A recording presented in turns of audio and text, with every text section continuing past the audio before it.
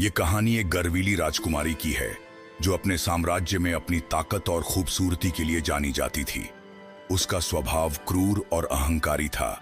जब वह अपने विशाल महल से बाहर निकलती तो उसकी सवारी हमेशा एक शाही हाथी पर होती। गांव और बाजार के लोग उसके डर से कांपते थे। कोई भी उसकी राह में आने की हिम्मत नहीं करता था, क्योंकि वह हर किसी को अपने सामने झुकने का आदेश देती थी। अगर कोई उसकी आज्ञा का उल्लंघन करता तो उसे कठोर सजा मिलती। एक दिन वह अपने हाथी पर सवार होकर गांव की ओर निकली। उसके साथ कई सैनिक और दासियां भी थीं। उसका चलना मानो एक शाही जुलूस की तरह था। गांव के लोग दूर से ही उसे देखकर अपने घरों में छिपने लगते थे। बाजार में सबकी निगाहें झुकी रहती थीं। कोई भी उसकी ओर सीधा देखने की हिम्मत नहीं करता था। राजकुमारी का घमंड चरम पर था। उसने अपने चारों ओर फैली नफरत और डर को अपनी ताकत समझ लिया था। उसी समय गांव के पास एक खुली जगह पर दो बड़े और खतरनाक बैल आपस में लड़ रहे थे। उनकी लड़ाई इतनी भयानक थी कि हर कोई उनसे दूर रहने की कोशिश कर रहा था।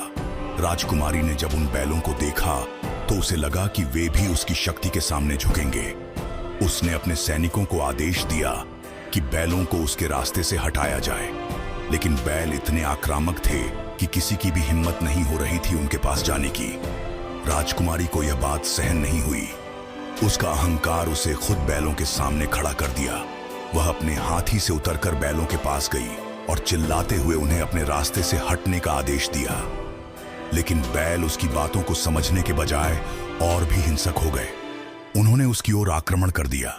राजकुमारी के सैनिक डर के मारे पीछे हट गए।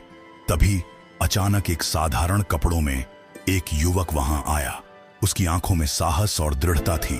उसने बिना कोई वक्त गंवाए उन बैलों से लड़ाई शुरू कर दी। युवक की बहादुरी देखने लायक थी। उसने अपने साहस और चतुराई से उन दोनों बैलों को मात दी।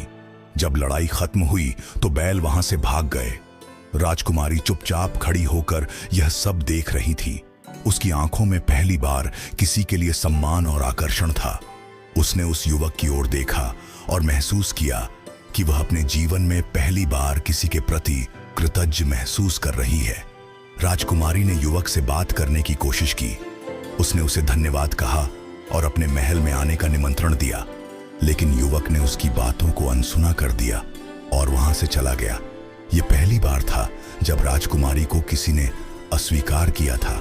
उसका अहंकार चूर चूर हो गया। वह खुद से सवाल करने लगी कि आखिर उस युवक ने ऐसा क्यों किया। राजकुमारी ने अपनी पूरी ताकत लगा दी युवक का पता लगाने में।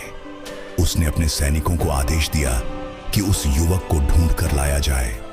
कुछ दिनों बाद वह युवक गांव में ही एक साधारण किसान के रूप में मिला। उसे राजमहल में लाया गया।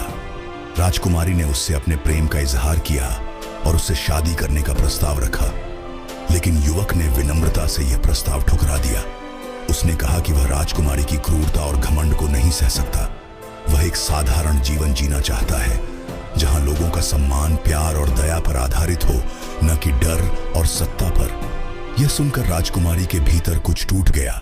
वह पहली बार अपनी गलतियों का एहसास करने लगी। युवक के इनकार ने उसे यह सोचने पर मजबूर कर दिया कि सच्ची शक्ति प्यार, करुणा और विनम्रता में है, न कि डर और घमंड में। उसने अपने जीवन के तरीके को बदलने का फैसला किया।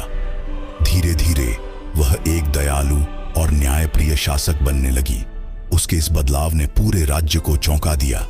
लोग अब उसे सम्मान और प्रेम से देखने लगे। इस घटना के बाद राजकुमारी ने कभी उस युवक से दोबारा संपर्क नहीं किया, लेकिन उसका प्रभाव उसके दिल और दिमाग पर हमेशा के लिए छा गया। उसने सीखा कि असली शक्ति आत्मसंयम और सच्चाई में है। युवक अपनी साधारण जिंदगी में वापस लौट गया, लेकिन उसकी बहादुरी और सच्चाई की कहानियां पूरे राज्य में गूंजने लगी। राजकुमारी ने अपने जीवन को बदलने का जो फैसला किया, उसने राज्य को एक नई दिशा दी और उसे एक सच्चे और महान शासक के रूप में स्थापित किया। इस प्रकार एक क्रूर और घमंडी राजकुमारी ने अपने जीवन में एक साधारण युवक से प्रेम और विनम्रता का पाठ सीखा, जिसने उसे न केवल एक बेहतर इंसान बनाया, बल्कि एक महान शासक भी।